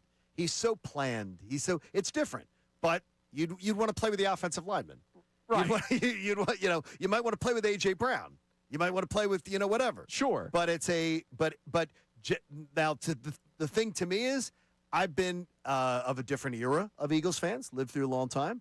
I absolutely love the fact of, like, Jalen Hurts. I think I appreciate him consistently, but I also think I have no problem being critical when, like the beginning of this year, he has not been to the standard. Yeah. And he's the one who preaches the standard. Look, if I asked people, maybe not at this time because they just had another first-round exit in the playoffs, but okay, if I walked around the city and I said, who do you appreciate more, Bryce Harper or Jalen Hurts, a lot of people will say Bryce Harper.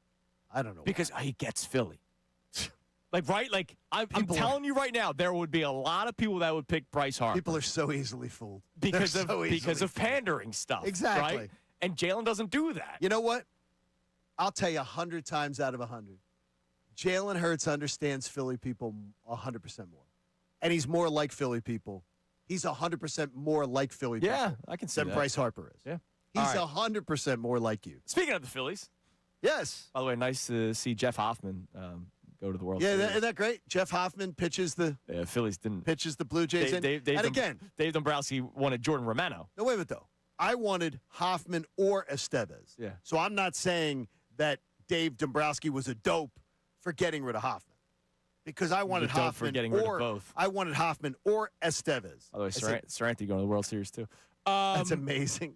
It's amazing. Give us your double barrel Phillies. Okay, this topics is good. Here. All right, listen up, Connor Thomas and Andrew Salciunas and all of our listeners, because everybody has to be on the record, and I'm giving you to the end of the World Series to be on the record. So you don't have to answer me today if you're not ready to answer me. But you must be on the record by the end of the World Series, because that's when moves can start to be made. I heard Middays with Marks yesterday. John and Ray doing a fantastic job. Always. And they were lamenting the fact that the Phillies might end up having an outfield next year of a Marsh platoon, Bader, and Crawford. And John, I could hear the pain in his voice. He's like, it's not good enough. It's awful. That's not good enough. You think that team can win a World Series? Oh, my gosh. And then in the next breath, they're both demanding. They re-up with Schwarber, quote, and I'm quoting, no matter what it takes to get it done. So they're both demanding, no matter what it takes to get done, you're getting it done with Schwarber. And they both want Real Muto back. And that's going to take you, if you go by Baseball Insiders, it's going to take you a minimum. It's probably going to take you 3 years. It'll probably take you 3 years. So both of them are saying, get Schwarber, no matter what it takes to get it done, and Real Muto, which will probably take you 3 years. You're not getting him on some hometown discount. You're not getting him on some, oh, yeah, he'll come back here for just a year or two and give the Phillies some deal. This is exactly why you end up with an inadequate outfield. This is exactly why you're going to have an outfield that you don't think can win a World Series, because you're going to re-up with two old guys and sign them to big money contracts. You're going to then lock up more old guys to old long-term contracts, dominate your payroll, and that's what you're going to do. So I'm going to ask you both. You don't have to answer it today, but there's no fence sitting. When this team enters a down period years from now with these big long-term contracts in bed, I will not let Middays with Marks. So John and Ray, they're on record. They want more long-term old guy contracts signed up. Are you on board with that? Because there can be no complaining about the outfield next year. If the outfield's not good enough, Can I ask a question? Yeah, sure. Well, let's do. This is the question. Okay. The outfield's not going to be good because John Middleton's shown where he's going to spend to. He's not going to spend to another $60, $70 million. So if you're going to go you're going to go and you're going to give whatever Schwarber wants, and Real Muto, you're going to give it to him. You're not going to have the money to go give them the outfielders to go then spend in the outfield. Why does it have to be that situation? Why does it have to be Marsh, Bader, and Crawford, and Schwarber and Real Muto? Like, why can't I pay Schwarber and not JT? Well, I'm saying that, this is what they want. So you don't have to. You don't have to commit to that. Like, I want Schwarber back. Okay, I'm making that clear. Oh, no, that's clear. I want Schwarber back. I think they need Schwarber back. No, but that's what I'm getting you to do. So you are not part of the Marks, and you're not part of the Middays with Marks plan. I am telling you right now, do not do Schwarber, Real Muto. Do not do it. John Middleton, listen to me. Do not let Dombrowski do it. Dave Dombrowski does not care about what the Phillies are going to look like in 3 to 5 years. He doesn't care. He's going to be in Franklin, Tennessee. He's not going to be here living through those big money contracts when we suck, when the old guys and expiring contracts. See, you're not with it. You don't want it either. Can I also say, I don't know if I'm paying Harrison Bader what. No, that's fine. Because no, that's not fine though. It's about Real Muto. He had a really good year on a contract year. Okay, good. I'm proud of you. You don't have to answer today though. Okay. Now, Connor, Real Muto and Schwarber. Schwarber and Real Muto, I'm doing it. Yep. All right. And you deal with what the outfield is. You don't get production from. I can't just deal with the outfield because I've been dealing with it for years. Okay, well, you should be used to it by now. I don't know what to tell you. Yeah, I'm used to losing. That's reality I'm used to losing. They're stuck. That's reality. Yeah, well, you know what he did?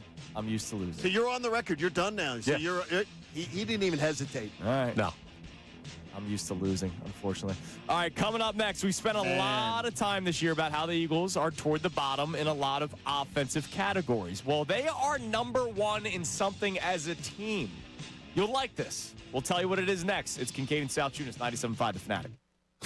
Now on 97.5 The Fanatic Sports Update. BG coming back. I'm Connor Thomas, and wow, we got one heck of a news drop from Adam Schefter yesterday. We heard a little bit about it on Sunday, but according to Adam Schefter, Brandon Graham is finalizing a deal to rejoin the Eagles for his 16th season. We'll keep an eye on that. Clearly still wants to have some of those winning ways, and he's not alone because the Eagles, who advanced to 5-2 on Sunday, in large thanks to their quarterback's performance.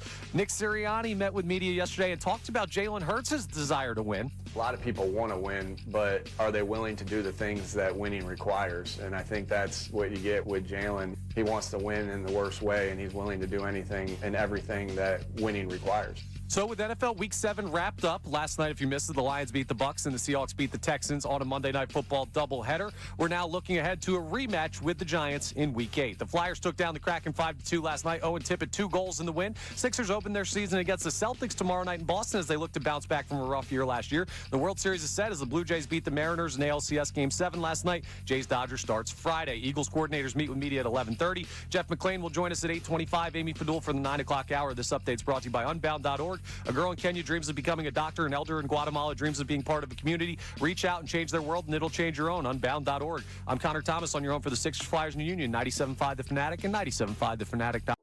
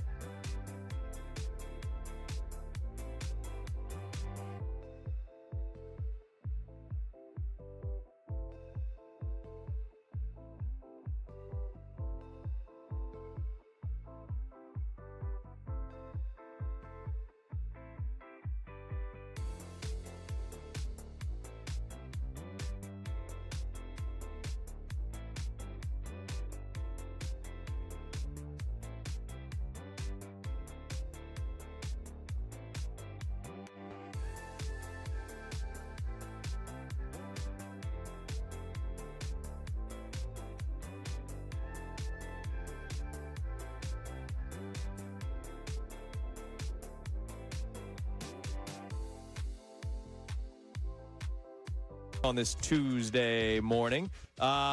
Eagles are number one in this. We'll get to it here momentarily, but let's go to the phones. Our man Stan in Drexel Hill's been waiting. What's up, Stan? What's going on, brother? Okay. Maybe not. There. My phone line's frozen. If you want to try to punch him up there, Connor, I don't know if you have the ability to do so in that studio. Let's see. Can I do it with the mouse? Of course not. One of these days, Serenity now. One of these days, we'll get this thing figured out. Serenity now. Just one day. All right. We'll see if we can get we're Stan good home. now. All right, let's go to Stan. Stan, what's up, buddy? Hey, good morning, guys. Can you hear There me? we go. There we What's go. up, Hi, Stan. There we go. Listen, something that you guys pointed out earlier, I do think you do have a lot of fans who do, whether they're Eagles fans, Philly fans, whatever. I do think there are people who hate watch in a sense, where they're watching something and they rather be right and get proven, right and get their opinion validated. Oh, absolutely. Oh, yes. Absolutely. Because I think it comes from a couple of different places it could be, but I think it's more so just an insecure thing. It's the one thing that you think you can control, which is your opinion. And you sit there and you say, well, yeah, Jalen can't be the guy. He can't.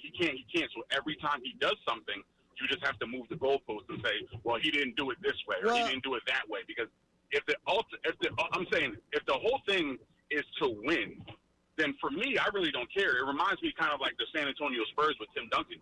Tim Duncan wasn't putting up Kobe Bryant numbers or Shaquille O'Neal numbers, but the guy got, 4 championships, 5 championships? Damn and it's right. like at the end of the day, your franchise is winning.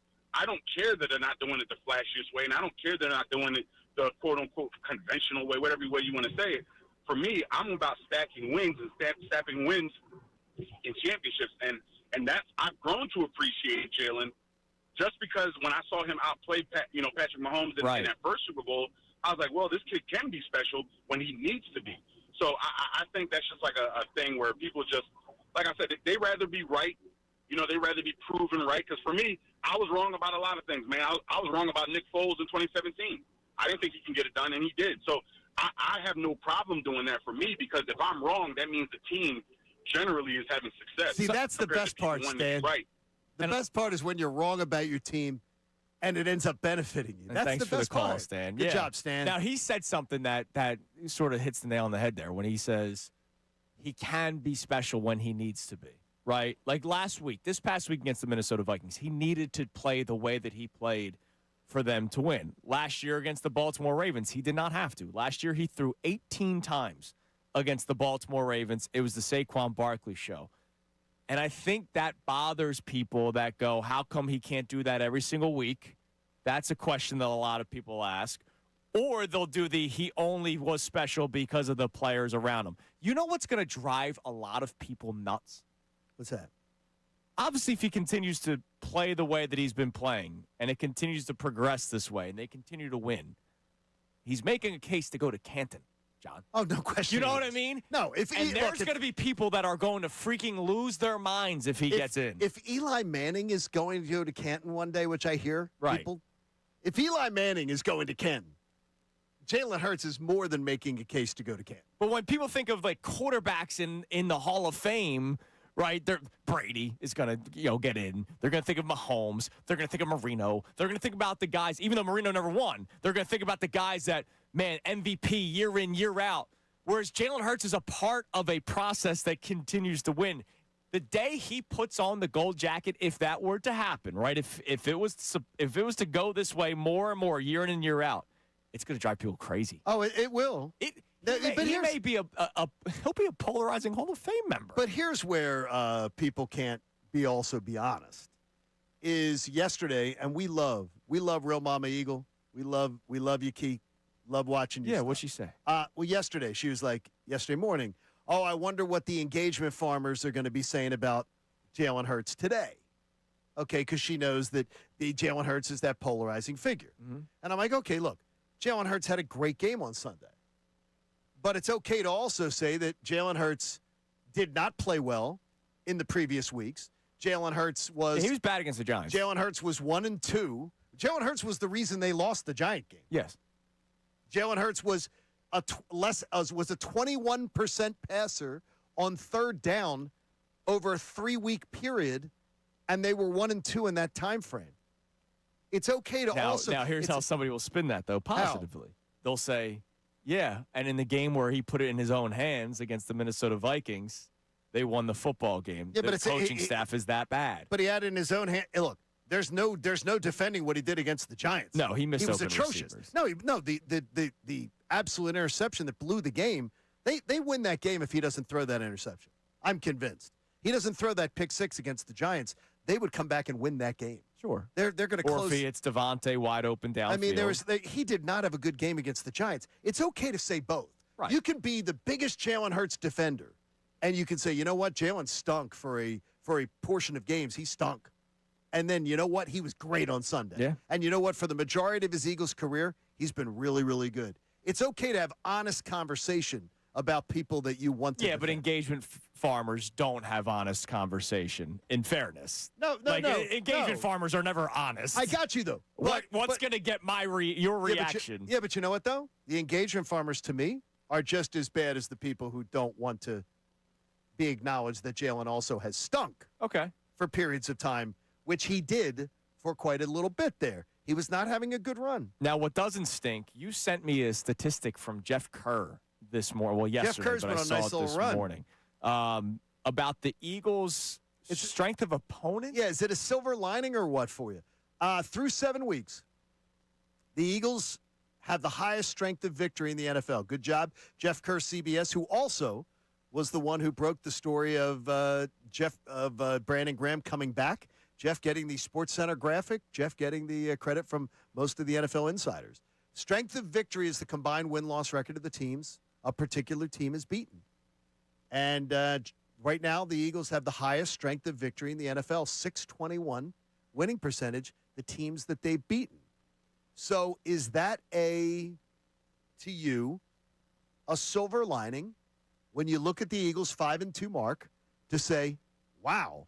Or do you look at it and go, but that Giants loss, yeah, I mean, that was crap. That was like how do you look at it? Because the Eagles' victories at 5-2, they have the best in the entire NFL. The Eagles have the best of all the 5-2 teams. They have the best resume of wins. But it's nice to have. But the loss to the Giants is just atrocious. It doesn't make me feel better about Kevin Patullo, though. You know what I mean? Oh, okay, I get you. It doesn't make me feel better about the health of the offensive line. It's nice and it's impressive. That is impressive. The first 4 weeks, the fact that they played so questionable at times and yet they started the season 4-0 was amazing. It's just unfortunate that questionable play then led to 2 losses to lesser opponents in the Denver Broncos and the New York Giants. And when you see Denver, and you guys both... I value them more than you do. Correct. You liked it more than I do. They're not as good as the Eagles. No, I understand. But, to me, the Denver loss can roll right off my back.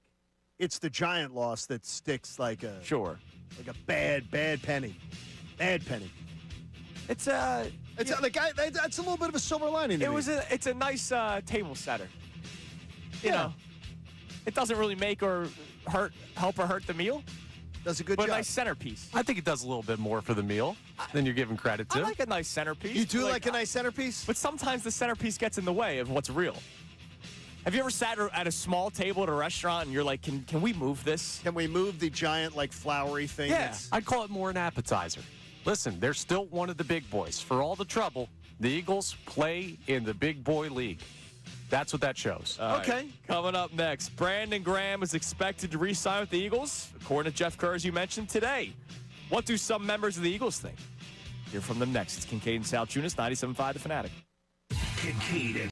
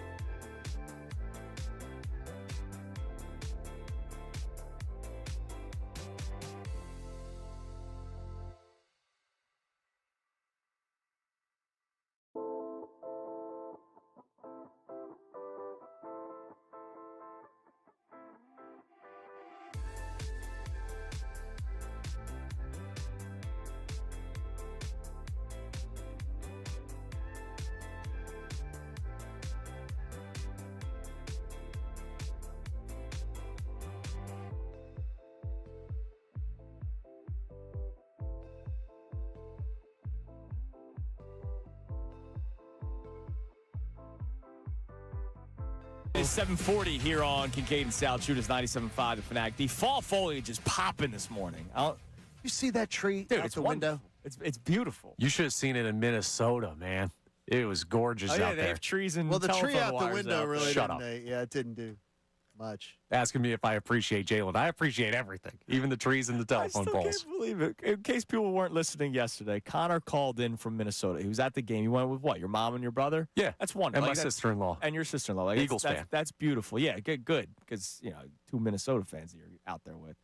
And Connor's first 3 morning. Minnesota fans, right? Because she is now adopted. No, she's Oh, Eagles. she hasn't? She No. wore Oh, good. Eagles gear So every you and single her, day. so you and her were. Oh, good. Yeah. They did not like us in the section we were But in. Saturday morning, Connor. Who sat next to who? I sorry. sat next to my mom, and she was not happy with me just going, Carson, Well, every time he good. came on the good. field. That's good. You deserved it. She deserved it, I should say. She did deserve it. Anyways, Connor posted a photo of trees Saturday morning and Nice trees. and a telephone wire. I was like, wow, look at what they have in Minnesota. Yeah, That's- Haley, we're glad to have Haley back this morning. Good to see you. And Haley could work with Connor a little bit on some, Yeah. some strategies as far as proper social media engagement. From a great thing, he's in Minnesota. Yeah. You're bringing could work people on to your the game. scene of. You're Amy bringing people Fadul to the liked scene that story. She's going to be in later. We might have to ask her, but Yeah, Amy's just kind. Amy Amy's will just be with us, kind-hearted, yep. I guess. All right. Sympathy-like. What do we got on the text line? And then I want to play you some clips from some members of the Eagles who were reacting to the potential return of Brandon Graham. Anthony from South Jersey checks in, says, biggest Jalen supporter. I think people forget how good he really is. In all of the biggest moments, he puts the backpack on or the Superman cape, whatever you want to call it. I do think they might need to run Jalen a little bit more, though. He's had, maybe 4 design runs? Yeah, we were talking about that yesterday. Yeah, it's, that's disgusting. it's interesting, and I don't know if it's by design. Like, let's save him for later on in the year. Like, I don't know what the reasoning. Like, what is that? Like, where has that gone Where has that gone? But Because the it thing could is, help Saquon out, by the way. And the RPO game though has gone for the most part. Yeah, and I understand why. It's because of the illegal man downfield penalties. Well, why is that? Explain that to me. So if you're an offensive lineman and it's an RPO, you don't know what's happening behind you. And if you're pushing, and once you cross that, it's like a 1 or 2 yard line threshold, and Jalen Hurts decides, all right, I'm going to throw because that's what the look is, the offensive line gets penalized So they for can't being coach downfield. this? It's a total feel. No, but they. So I don't understand. You're not at the line of scrimmage going, hey, RPO, but we're passing. No, I get you. It's a just, feel by Jalen Hurts. No, I understand. If It's you're run just- blocking, you're pushing. No, I got you. You don't want It's to be stagnant, and it is a run, and then Saquon Barkley gets blown up behind the line of scrimmage, which that's happened far too often. It this has. year. It has. They're not the only team that haven't been doing it as much this year. I'd be curious. It's down across. No, it's down across I'd the be curious to see how much It has is gone down. because it's tough. The offensive lineman doesn't know, and then they get penalized for But it's it. been something that's been effective for the Eagles offense since Doug Peterson was here, and it's something that they have voluntarily taken out of their play. It was effective for Nick Foles. It was. It's been effective for Jalen Hurts too. No, what I'm saying is they then tried doing it with Oh, yeah, yeah, Carson, yeah. Oh, I and, got you. and, Yeah, it, yeah. and it didn't work. All right, Jordan Mailata, we'll start with him. Here he was in the locker room yesterday talking about the potential, it's going to happen, return of Brandon Graham. That's Uncle right there, Uncle AG. That's one of the most important pieces we had, getting a Super Bowl last year. And then there was Nakobe Dean, and there's a reason why I want to play both these clips. Here was Nakobe Dean. No matter if he come back in any capacity, if he play every snap or no snap or do, it don't matter. The energy that BG brings is unparalleled. So that just to have a guy in the locker room like that, it would be great. And he still can ball, for sure. You can hear both of those players thrilled that Brandon Graham is returning. And you know what's nice to hear, John? Happy Eagles players. Yes. It's been a while. Like, let's face it. Even before the 2 losses, it was odd. Like, it wasn't like they didn't sound like a happy bunch of players. Not as bad as 2023, as Jeff McClain pointed out, as Andrew DeCecco pointed out, that it wasn't that same pressure, weight of the world on their shoulders feeling. But it wasn't like, we won again, let's go. Like, Victory Monday got freaking canceled, right? Like, that's how much they were beating themselves up. Then they lost the game to the Broncos, and Jeff McClain told us it felt like somebody had been shot in the locker room. Then they lose to the Giants. Then there's 2023 conversation happening.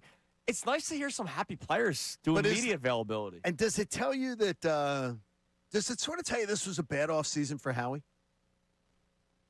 That leadership-wise, maybe they miscalculated that the team really didn't have proper leadership or guys that were really ready to lead? I don't know. Brandon Graham is such the pinnacle of leadership in this franchise's history. Like, he's an all-time great. He is. If you're comparing the leadership of an average team in any given year versus what 55 gives you when he walks into that room, I don't know that that's a fair bar. Maybe they undersold it, but you had to with the youth of the defense. Like, you don't become a leader overnight. But you got to go to the young guys and give them a chance to grow into it. But we talked all offseason about, I know I did, is this defense, I know we talked about it many, many times, is this defense too young? Are yeah, they in terms of leadership. Are they too young? Where is the leadership coming from? Well, a lot of it went toward Reed Blankenship. Darius Slay was the one that said he's the next guy in the leadership council. And I don't think you can be, I personally don't think, in my opinion, from covering teams, watching teams over a long time, I don't think you can be a leader on the last year of your contract. I don't think you can be a leader when you're not a star, like a real star type performer. I think that you're going to be the leader. You got to be a big time contributor, and I don't think Reed is there yet. Like that to me is, I think they underestimated Jalen Carter. I don't think has shown the maturity yet. Sure. To be that leader. N'Kobe Dean's supposed to be, but he's unfortunately hurt. Right, he's not on the back field now. enough. Like and that may help. Zach Bond's supposed to be one of the leaders on the team. And he's had 1 year. Yeah. Like, I mean, I think they maybe underestimated that leadership quotient and how important that was. I think what Howie underestimated was cornerback too. I mean, Yes. That's well, look, plain and no matter, simple. You had Darius Slay that you could have brought back, even though the city hated him for whatever reason, and then you had Isaiah Rodgers. Darius Slay was absolutely loved by his teammates. And, oh, by the way, during their week off, he and his wife were here. And they they love it here. They love it here, and he was loved by his teammates. Yeah, but you have to kind of accept the transitional period for new leaders to be created. I think it was an assumed risk to hand the team over to some younger guys. Would you like them to be older, more mature, have that leadership? Sure. But that's how these guys get created, is by getting the opportunity. They do, but now look, the leadership of a Super Bowl, do you do that? Contract-wise, you kind of had to clear up the space for the young guys you're going to have to sign. Yeah, but you could have paid Isaiah Rodgers. You could have paid Darius Slay, Isaiah Rodgers. You had no problem. There was no problem you could have paid them. Now, if you're talking about paying, Sweat. Yeah, I understand. I was not giving Milt Williams $100 million. Milt Williams and Sweat, no questions asked. You couldn't pay them. Yeah. But there is no Isaiah Rodgers and Darius Slay. You absolutely could have paid. You could have paid both of them. The money was there to pay both of them. Yeah. I think the underestimated, they said we can get young. And I think coming off of a Super Bowl, I think they got too young too fast. Yeah, there's only been one game this year where the defense killed you, and that's New York. And there were some heavy injuries in that game. The offense didn't help back. No, the offense killed you too. All right, coming up next, speaking of Brandon Graham, I hope we are all on the same page with something I will state next. Uh-oh. We will also get our text messages. Don't forget, Second Opinion segment comes your way at 8:10. Our second chance to sort of break down the most previous game, and this time a win, which is nice. It's Kincade Salciunas, 97.5 The Fanatic. Now on 97.5 The Fanatic Sports Update. The desire to win. I'm Connor Thomas, and the Eagles showed that in Week 7, moving to 5-2. Last night, Week 7 in the NFL wrapped up with the Lions beating the Bucs, the Seahawks beating the Texans on Monday Night Football. But the Eagles, well, when they advanced to 5-2, it was in large thanks due to Jalen Hurts this past Sunday. Nick Sirianni met with media yesterday, and he talked about Hurts' desire to win. A lot of people want to win, but are they willing to do the things that winning requires? And I think that's what you get with Jalen. He wants to win in the worst way, and he's willing to do anything and everything that winning requires. Apparently, there's a former Eagle that also still has a desire to win. We were just talking about him. According to Adam Schefter yesterday, Brandon Graham is finalizing a deal to rejoin the Eagles for his 16th season. We'll keep an eye on that storyline this week. Flyers took down the Kraken 5-2 last night. Owen Tippett, 2 goals in the win. Sixers start their season tomorrow night. They're in Boston against the Celtics, looking to bounce back from last year's tough year. And the World Series is set. Blue Jays beat the Mariners in ALCS Game 7 last night. Jays-Dodgers starts Friday. Jeff McClain of the Inquirer joins us coming up at 8:25. Amy Fadul will join us for the entire 9 o'clock hour, and you can hear from Eagles coordinators who will meet with media at 11:30. This update is brought to you by the True Fan Tailgate. Andrew Salciunas will be hosting the True Fan Tailgate before the Eagles versus Giants game this Sunday, October 26th. Brought to you by True Fan Travel and 97.5 The Fanatic. All-inclusive food, drinks, live entertainment, and a short walk to the stadium. Reserve your spot now at PhillySportsTrips.com. I'm Connor Thomas for 97.5 The Fanatic.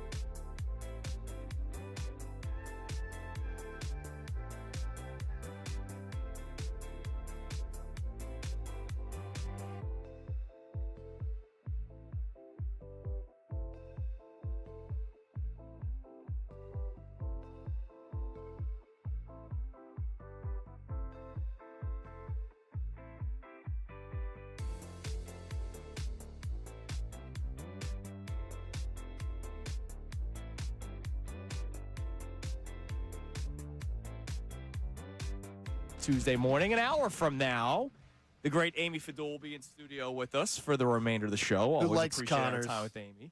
Social media. I do think she was just being nice. She was probably just being nice. But that's why we love Amy. You're listening to 97.5 The Fanatic, WPEN, HD1, Burlington, Philadelphia.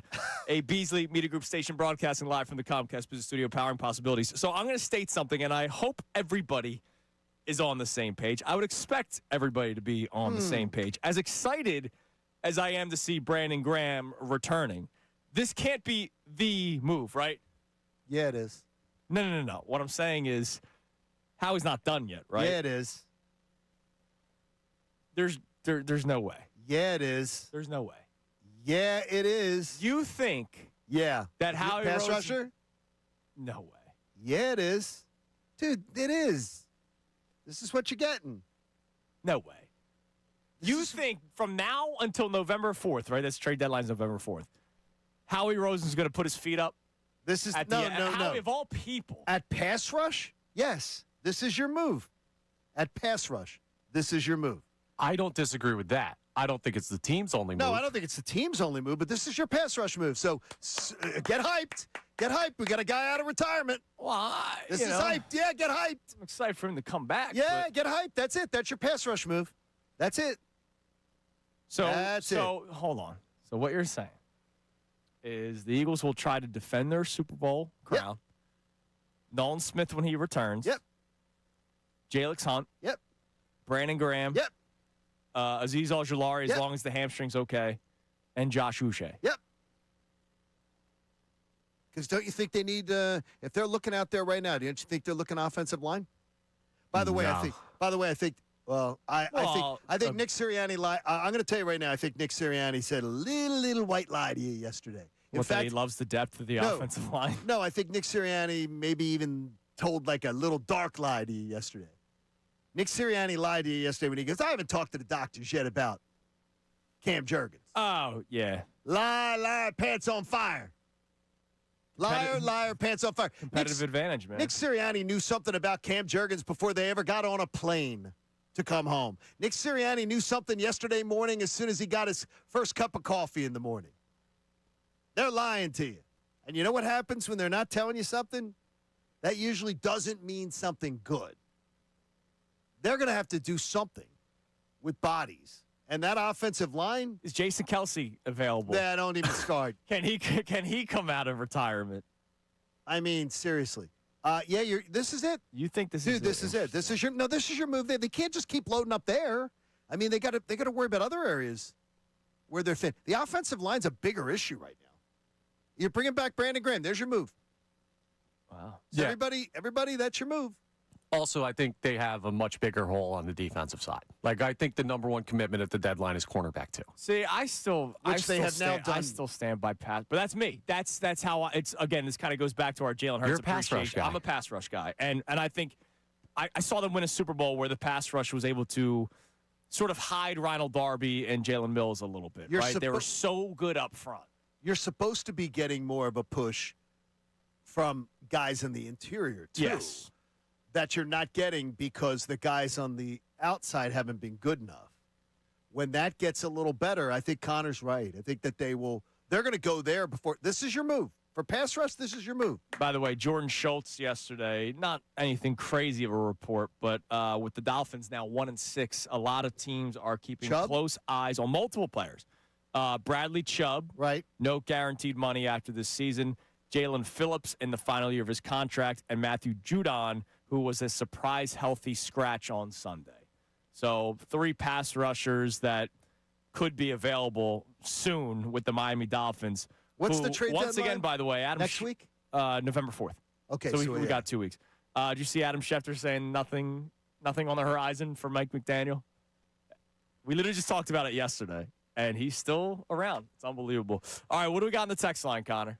We have a lot of people checking in on this Jalen Hurts conversation. A lot of people defending Jalen Hurts, as they should be after that performance. And Jeff from Broomall checks in, and he says, what I see from Jalen Hurts is maturity, because not only is he willing to talk about what the team needs, but he's willing to sacrifice what he needs. I see it from the OC as well, willing to listen to players like Devontae for that play call. Yeah, again, I'm still not going to give too much credit to Kevin Patullo.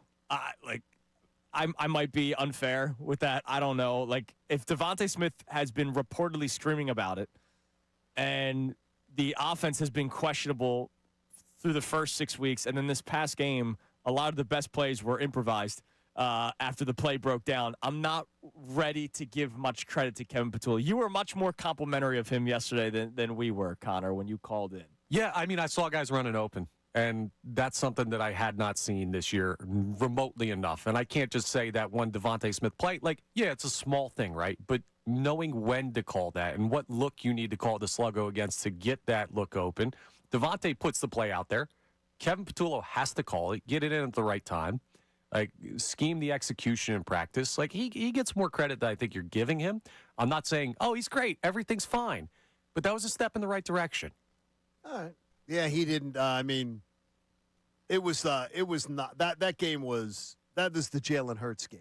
Yeah, Jalen Hurts has 11 touchdown passes this year. How many do you think were the call by Kevin Petula?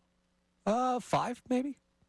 So both Bucks touchdown passes were the red zone, like the Dallas Goedert play. And they were. And I gave him a lot of. No, they were Kevin Petula. Those were Kevin Petula. Those were good play calls. 2 of them against the Vikings were one was a play breakdown, and the other one was Devontae Smith demanding something. They were absolutely not him. You know, it's just interesting. Like the Rams, one of the touchdowns was a check from Jalen Hurts. There was the Saquon Barkley wheel route where he says that wasn't even in the playbook. Wasn't even in the playbook. Those aren't his. I mean, but the look, 100% is the success in the red zone scoring touchdowns. That is 100% Petullo. Oh yeah, he's been good there. And he's been better. He's been better than Andy Reid ever was to this point in a season, ever was.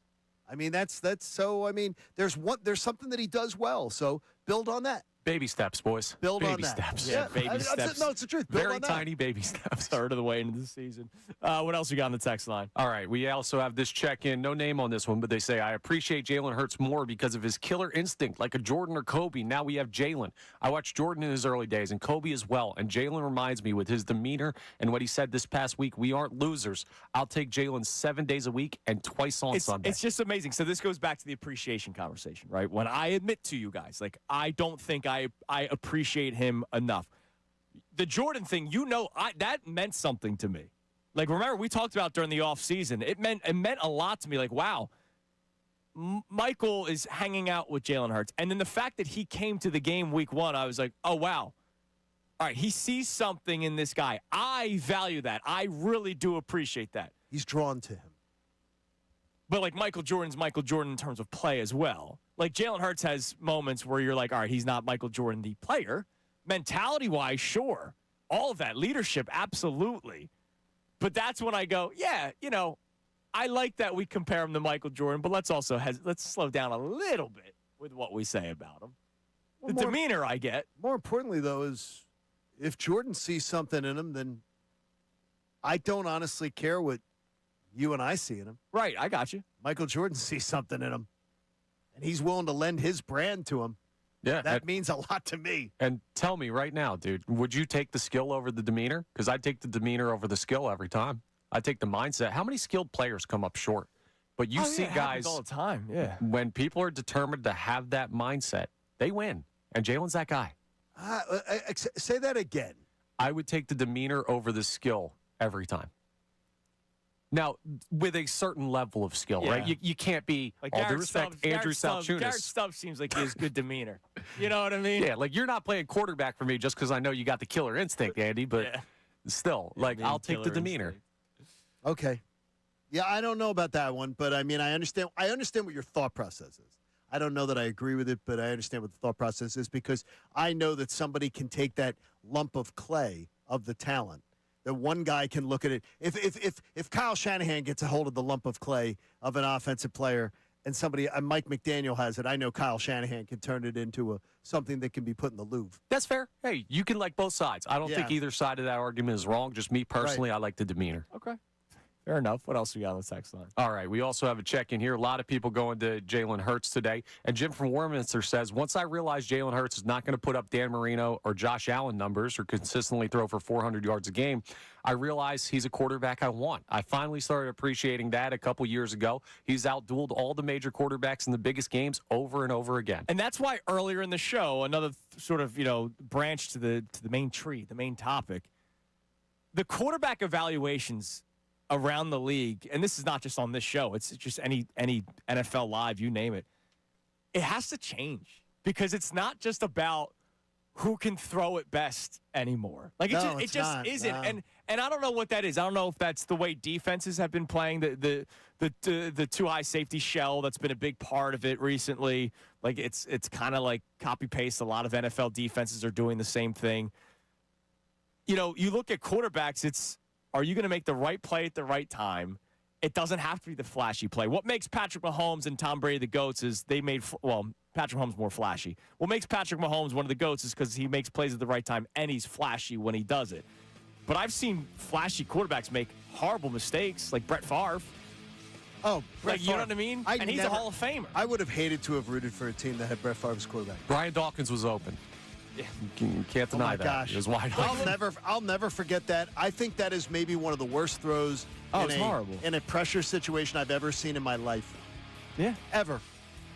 I still can't believe it was ever thrown. It's just amazing. I mean, look at a guy like Daniel Jones this year. Like, Daniel Jones, nobody's going to put him as a top 5 quarterback, but he's got one of the best records in football. It's unbelievable. All right, coming up next, second opinion segment. Now that we slept on it a little bit longer for the Eagles game, this past one, a victory over the Minnesota Vikings. We give some more thoughts coming up next. It's Kincade Salciunas, 97.5, The Fanatic. Attention, Delaware Valley.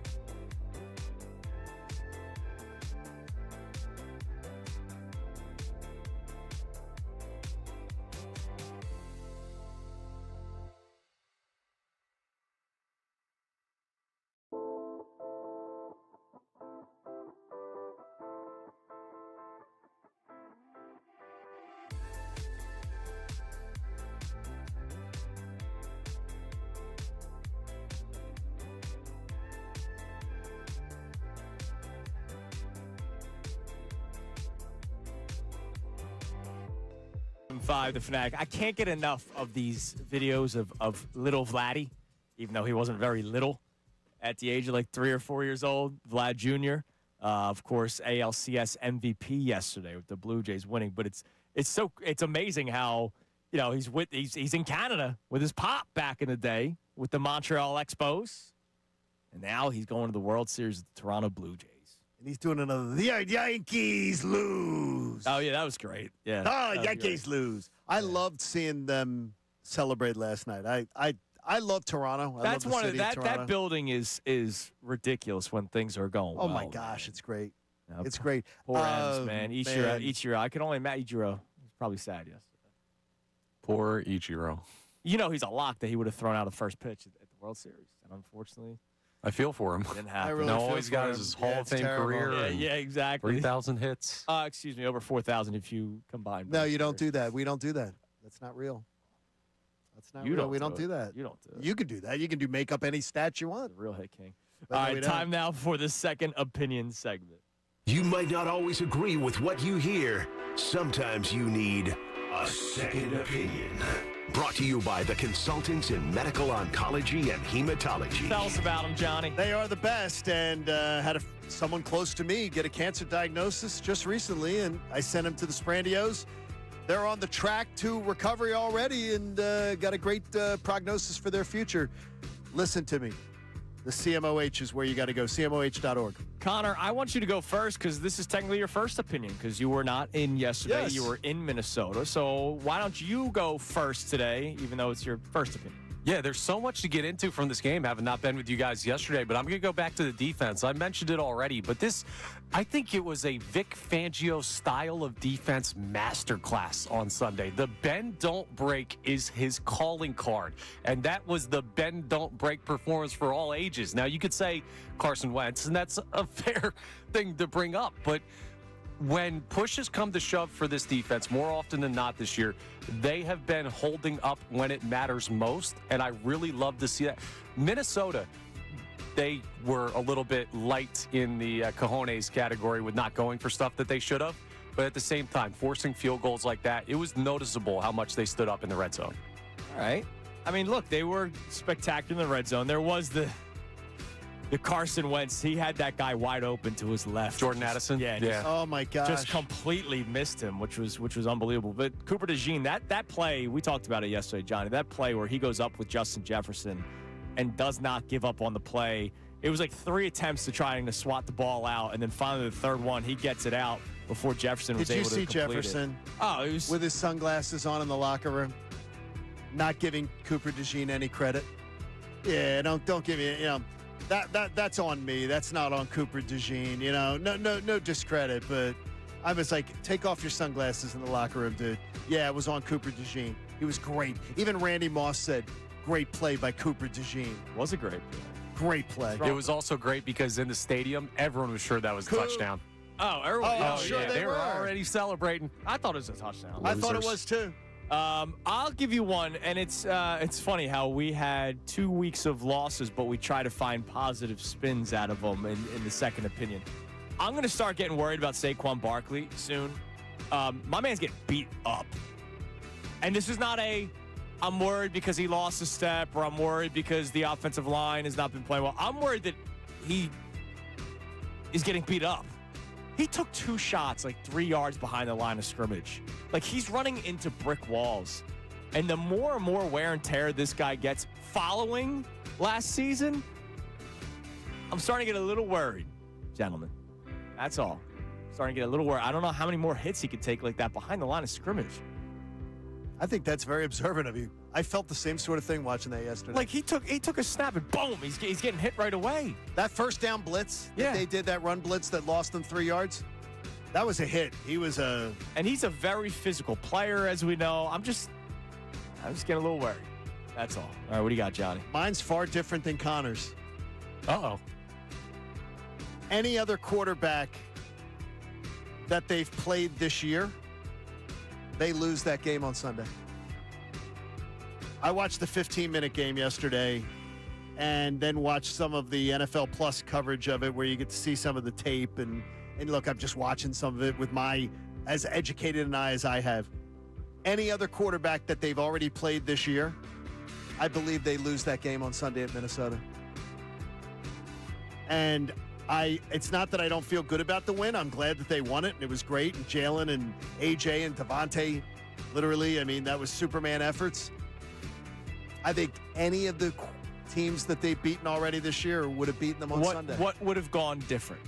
I think that Carson Wentz, they got the blessing of playing Carson Wentz. Those red zone possessions where they were settling for field goals. Sure. I don't think Baker. Yeah, again, that Jordan Addison touchdown. Now, look. I don't think Baker Mayfield. He put the ball perfectly for Justin Jefferson to catch, though, and Cooper DeJean made a hell of a play on it. No, I got you, but I don't think that I think the other quarterbacks that they've played this year, I don't think Dak Prescott, I don't think Baker Mayfield, I don't think that Patrick Mahomes, if they had the same opportunities that Carson Wentz was presented with on Sunday, I don't believe for a second that they are losing that game on Sunday. And I don't think that second interception happens. The first one, that was a hell of a play by Jalen Carter getting to Carson Wentz. Correct. Early. But and again, I looked at it and I said, wow, they were real fortunate to play Carson Wentz on Sunday. I don't think that's unfair. Candy McDaniel checks What's up, in Candy? our YouTube chat. Wants to chime in with a second opinion. Only time this season the Eagles held a team below 100 yards rushing when N'Kobe was back in the lineup. Coincidence? Ooh. Question mark. Interesting. I appreciate that. All right, tell us about CMOH, and then Connor, you got something to tell us about too. Love you, Dr. Sprandio, Junior and Senior, especially Junior. He saved my life. And his entire team. They're the best. Check out CMOH.org. They are the best if you get a cancer diagnosis, friends, family, or otherwise. They are the best. And we did not do today's headlines with Connor Thomas. That will resume tomorrow. It would have been brought to us by who? Our friends over at Lundy Law. For over 70 years, Lundy Law has been fighting for injured people. If you need them, remember the name Lundy Law, your injury lawyers. Visit LundyLaw.com. That's LundyLaw.com. All right, give us a text message. Our man, I've not heard from our man, Jeff McClain. So we might talk to Jeff tomorrow. What do we got on the text line? All right, so we have a check-in here from Trevor, who says, you guys made the point of Josh Allen, Joe Burrow, et cetera, being able to win a Super Bowl here, then Daniel Jones and all those who suck somewhere being better once they left. Do you think Jalen is as good on a different team, or is it the system? What does he have? Does he have Kyle Shanahan? Does he have Sean McVay? Does he have, if he has one of those coaches, or does he have a crappy coach? If he has a crappy coach, no. If he has great coaching, sure. Yeah. And I think he's actually... look, I never do that because Joe Montana benefited from Bill Walsh. John Elway benefited from having Mike Shanahan and having Dan Reeves. Sure. Like all great coaches and great quarterbacks go together. Yeah. And things like that. So coming up next, I'm going to respond using an example with Jalen Hurts if he's somewhere else, with one of the quarterbacks that he mentioned in that text message. All right? And it goes to the appreciation conversation as well. It's Kincade and Salciunas, 97.5 The Fanatic. Now on 97.5 The Fanatic Sports Update. Moving on to Week 8. Yeah, it's Week 8 already in the NFL. I'm Connor Thomas, and NFL Week 7 wrapped up last night with the Lions beating the Bucs, the Seahawks beating the Texans on Monday Night Football doubleheader, and the Eagles, we know, advanced to 5-2 Sunday, and it was a great game by Jalen Hurts. Nick Sirianni met with media yesterday, and he talked about his quarterback's desire to win. A lot of people want to win, but are they willing to do the things that winning requires? And I think that's what you get with Jalen. He wants to win in the worst way, and he's willing to do anything and everything that winning requires. And clearly there's another Eagle that also has a desire to win still. According to Adam Schefter, Brandon Graham's finalizing a deal to rejoin the Eagles for his 16th season. We'll be watching that storyline this week closely. Flyers took down the Kraken 5-2 last night. Owen Tippett, 2 goals in the win. Sixers open their season against the Celtics tomorrow night in Boston as they look to bounce back from last year's rough year. And the World Series is set. The Blue Jays beat the Mariners in ALCS Game 7 last night. Jays-Dodgers starts on Friday. We're going to talk to Amy Fadul for the entire 9 o'clock hour. And don't miss Eagles coordinators meeting with media later today at 11:30 a.m. This update is brought to you by Unbound.org. A girl in Kenya dreams of becoming a doctor. An elder in Guatemala dreams of being part of a community. Reach out and change their world, and it'll change your own. Unbound.org. I'm Connor Thomas on your home for the Sixers, Flyers, and Union. 97.5 The Fanatic and 97.5thefanatic.com. Every game day right before the Birds take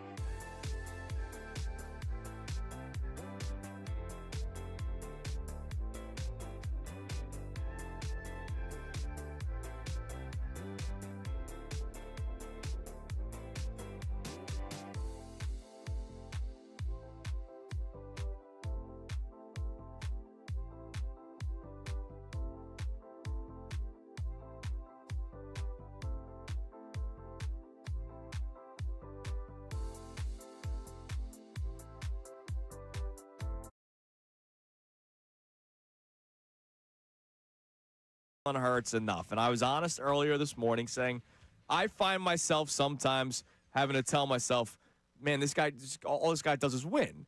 Because we all sort of have preferences in terms of what we want to see certain players at certain positions do. And a guy like Josh Allen is a player that if you listen or watch any, national football show, they talk about how, look, this guy's an MVP candidate, strong arm, all this kind of stuff, right?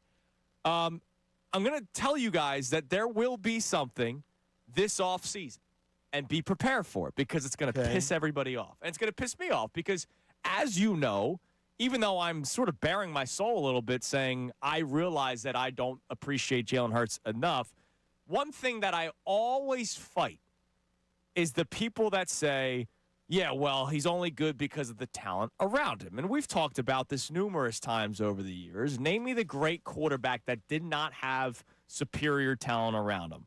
Okay, you can make the case that Brady won with a bunch of guys, but let's not act like Rob Gronkowski was not the greatest tight end in the history of the NFL. And he had a lot of great players around him. Right, right. And a great coaching staff. Well, I think it's like the Danny Amendolas of the world. Like those players is what they talk about. I'm warning you right now, the same people that will say Jalen Hurts is only a winner because of the product of who is around him, A.J. Brown, Devontae Smith, the offensive line that he's had, Dallas Goedert. Just wait till this offseason for the Buffalo Bills. They're going to say, man, Josh Allen doesn't have a weapon. Just wait for it.